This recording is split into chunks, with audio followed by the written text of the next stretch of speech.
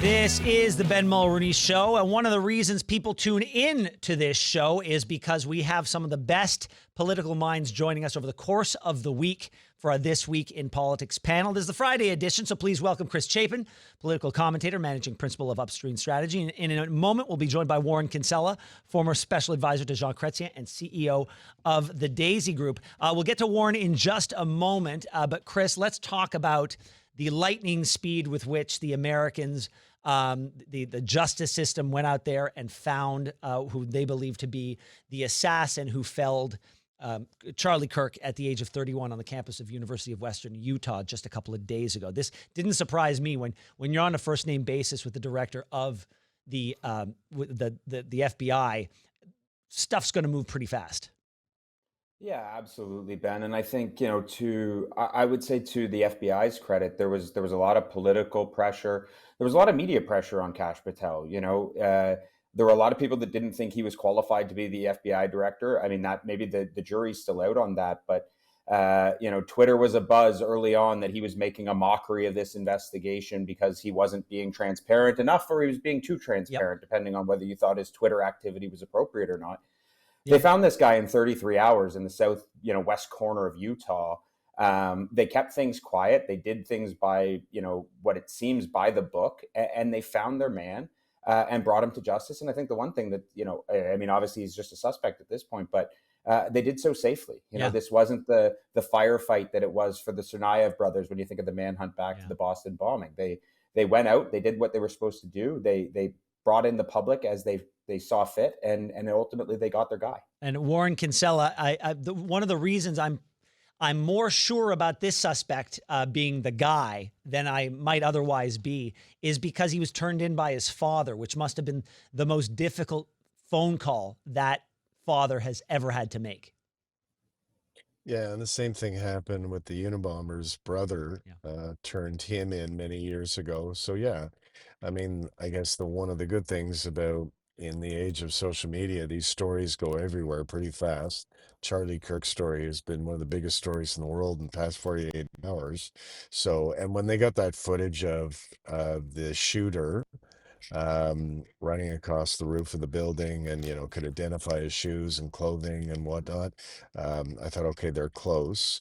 But, Kash Patel and his leadership team at the FBI screwed up initially, and there was a lot of anger in the White House How so? towards him and his team. How'd they screw up? Because they said they had the guy yesterday, Oh, right. and then they didn't. Yeah. He had to walk it back. He made a mistake, and you don't say you've got the guy when you don't. So he looked like an idiot, and so the best. But that's a consequence of the Trump era, is right. They've let go a lot of. There's one former FBI agent I've worked with recently. And she was saying that, they've let, in Utah in particular, they've let go some experts who deal with these domestic terrorism situations. So that's what we're talking about. And it makes it harder to find the bad guys. So, but anyway, we've got a suspect, an alleged, murderer. And that's good. And, to all those people out there who are celebrating Charlie Kirk's murder, shame on you. And you're going to get found out. Yeah. And there's some people learning a hard lesson about celebrating murder this morning. And look at it. We can make it about that. I think there's just a more general sort of rule of thumb that people should live by, which is not every thought you have needs to be shared on social media.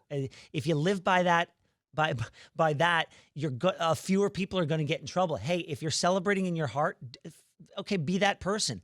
But you don't have to let the world know. I don't understand this immediate. I've got to be the first person to comment, and I have to have the hottest take. It's the hottest take leads to the quickest takedowns, and we don't even have to talk about that anymore because we've got a lot to get to, including the first major projects have been identified as part of Mark Carney's massive, ambitious plan to name and build these projects of national importance. And I wonder, Chris, before we get into that, can you? I hope you know, because I don't have the details, but what is involved? If something is named a project of national importance, what does it mean in terms of how quickly these things get built, or why this project would be treated differently than others that aren't on the list? Well, from my understanding, Ben, it goes back to Bill C5 in the legislative session or at Parliament right after Mark Carney was elected. That very short session where they passed Bill C5, and the point of that, similar to what the provincial government did here in Ontario, was speed up the ability for approvals for these projects. So the ones named by the Prime Minister for these special projects, as I guess we'll call them, are certainly exempt and are going to face a lot less scrutiny from a regulatory and approval perspective than they typically otherwise would have been. So, I mean, on one hand, I suppose it's a good thing. Getting projects done faster is something this country desperately needs. I think on the other hand, I'm quite disappointed to see just how small this list was. I think we've been on air talking about this before, that, I'm not sure the point of putting out and really telegraphing that they were going to put out this major projects list, because I think it set them up for failure. I think it set them up to make it seem like they were really going to put something really big in the window. Yeah. And I mean, if Darlington's, SMRs are part of the big projects, I mean, that's a big deal here in Ontario, but that's something the provincial government's been working on for several years now. So it just really didn't feel to me like it hit the mark in terms of this transformative economic infrastructure projects that we thought of. I'm thinking high-speed rail from Windsor to Quebec. I'm thinking, pipelines from the East Coast to the West Coast. And instead, it felt like re-announcement. And Chris, to be fair, those things may be in the offing. They could still happen. This is the first tranche. And Warren, look, when I saw this list, I was like, well, these are big projects. These are going to employ a lot of people. This is going to spur a lot of economic activity. That's great. But the fact that this is happening as the Prime Minister said, in tranches, it does. And this is honestly my only criticism of this process is it doesn't square with the narrative of the lightning speed with which we were going to accomplish things. We're going to build faster than we ever have since the Second World War. That's really my only criticism. I was talking to Jason Kenney yesterday about the fact that there's no pipeline ... yet. And even he was like, that's okay. It could be coming. We'll have to see. But what do you think of this process and the results thus far? Well, I kind of rolled my eyes when I saw the list. I was meaner than you. It was like, to me, it was like the deja vu list. It's like, okay, high-speed rail, heard that before. More LNG, heard that before. Darlington, heard that before. Pipelines, heard that. You know what I mean? Yeah. So it's like, don't tell me what you're going to do it. But exactly. So I thought at this point, that's what we would be seeing. We would see more action, not more talk. But, like, knock me over with a feather. When I see Danielle Smith saying she's happy with something Ottawa did, it's like, holy crap, I'm going to buy a 649 ticket because I've never heard this before. So, maybe it's for real. Maybe she knows something I don't. Yeah. But, we've, like, how many times, Ben, have we seen high-speed rail from a government? Yeah. Like, I know. A million? 2 million? Like, so I'm from Missouri. Show me. But I've got to wonder whether, look, the House is not sitting yet. The new Parliament has not started, which means, offering up the a pipeline as a major project right now until there's a repealing of certain previous Trudeau-era legislations is sort of a non-starter. So maybe they're waiting to make some big flourish, dramatic rescinding of, the no new tankers law and the emissions cap before making that announcement. I mean, they are good at theatrics. They started very strong with the stroke of the pen elimination of the consumer-facing carbon tax. That could be it, Chris. Yeah, it certainly could be, Ben. I mean, you're spot on that nobody does politics in this country better than certainly the Trudeau Liberals did for the last 10 years. So maybe this is the old bait and switch, just get us all commentating on how they haven't done enough. To Warren's point, maybe something was promised to Danielle Smith, and there's a reason she's all happy and ready to work with the Prime Minister because, a couple months ago, she was ready to lead the succession movement out of the country. Yeah. So I think there's certainly a chance here that that's exactly what's happening. I just think it's a bizarre tactic for me when it feels like there's so much pressure on the federal government to really deliver some sort of national leadership against the administration south of the border, that in the absence of that, I feel like I'm left wanting. And maybe that's just premature. Maybe that's going to come in the fall legislative session. Maybe, like you said, it's going to require the repealing of a couple pieces of legislation before they come out with that kind of an announcement. But right now it feels like it's coming up short. All right, Chris, thank you very much for that. Warren, don't go anywhere. When we come back, Conservatives are going to introduce bail reform at the top of the next parliamentary session. We'll talk about that next. This is the Ben Mulroney Show. I'm very pleased to have as my co-pilots for the next segment, Chris Chapin and Warren Kinsella. Guys, thanks so much for sticking around. I think we're all waiting with bated breath for this new session of Parliament to start, 11 a.m. or is 10 a.m. on the September 15th. A lot of changes. We got a new prime minister, a new government, and a leader of the opposition representing a new riding. And Pierre Poilievre has promised that the Conservatives are going to introduce a bill on bail reform.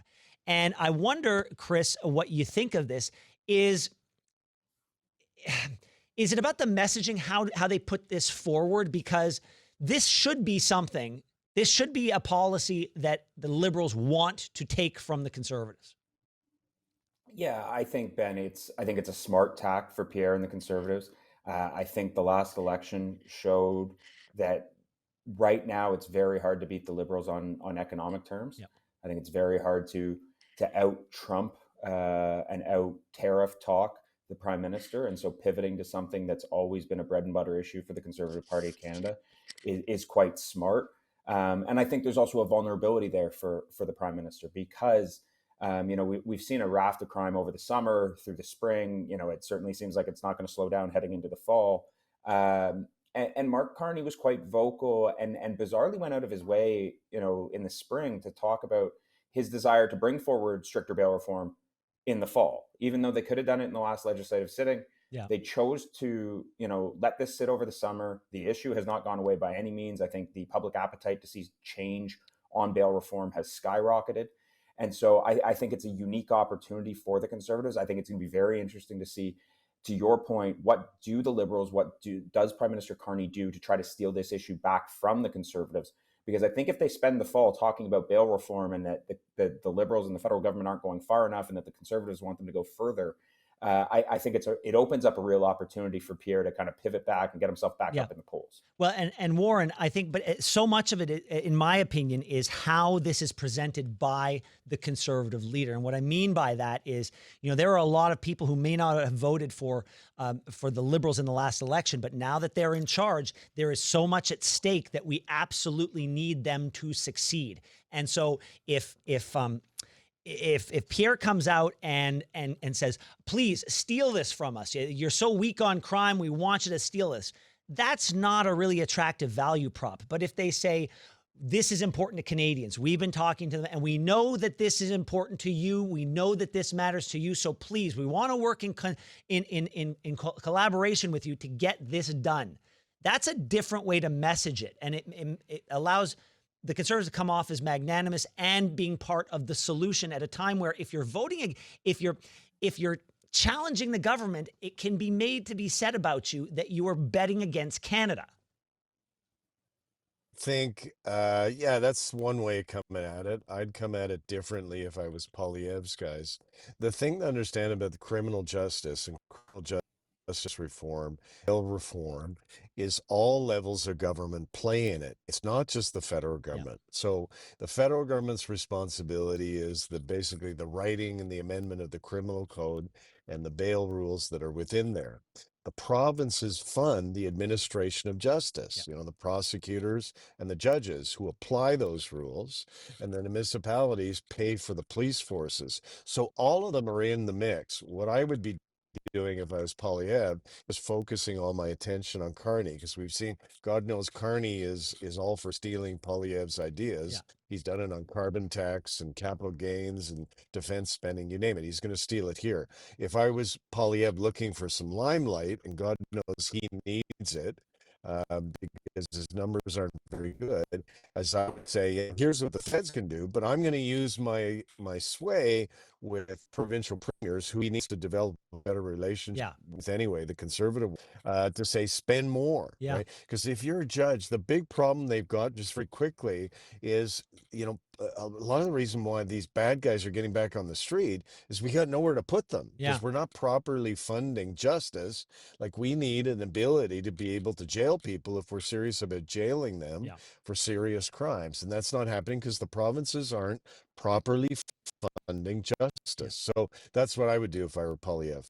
Chris, if you had the ear of the leader of the opposition and he was asking you, what do I need to do in these first few days in the House of Commons, where I was really known as an effective, I manhandled Trudeau pretty much any time I spoke to him.